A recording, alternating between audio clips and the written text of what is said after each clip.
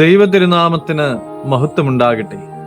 ഏവർക്കും ഹെർമിറ്റ്സ് ടോക്സിലേക്ക് സ്വാഗതം. ഇത് ഹെർമിറ്റ്സ് ടോക്സിന്റെ 995 ദിവസം.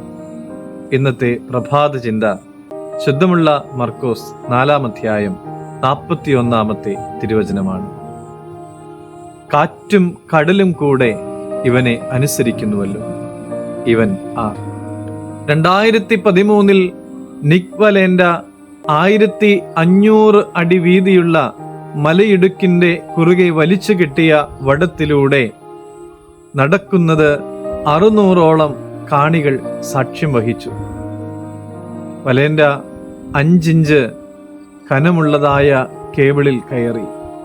ഹെഡ് ക്യാമറ വളരെ ആഴമുള്ള താഴ്വരയിലേക്ക് കാണിച്ചുകൊണ്ട് യേശുവിന് നന്ദി പറഞ്ഞു. ശാന്തമായി ഈ വടത്തിലൂടെ നടക്കുമ്പോൾ യേശുവിനോട് പ്രാർത്ഥിക്കുകയും സ്തുതിക്കുകയും ചെയ്തു. കാറ്റ് ആഞ്ഞടിക്കുവാൻ തുടങ്ങിയപ്പോൾ വലേൻഡ ബാലൻസ് ചെയ്ത് കുനിഞ്ഞിരുന്നു.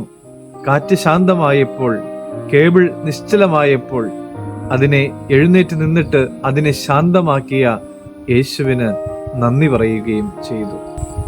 ഗലീല കടലിൽ ശക്തമായ കാറ്റും തിരമാലകളും ഉയർന്നപ്പോൾ ശിഷ്യന്മാരെ ഭയം പിടികൂടി.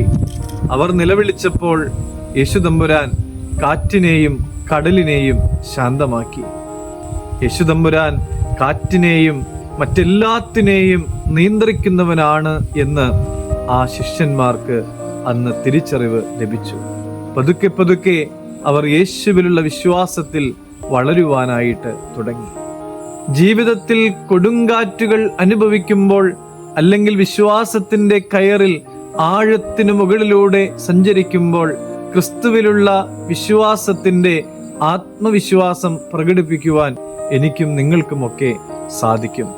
2013 നിക് വലേൻഡ അന്നത്തെ കാണികളോടും പിന്നീട് വീഡിയോ കാണുന്നവരോടുമൊക്കെ പ്രകടിപ്പിച്ചതുപോലെ ദൈവം അനുഗ്രഹിക്കട്ടെ.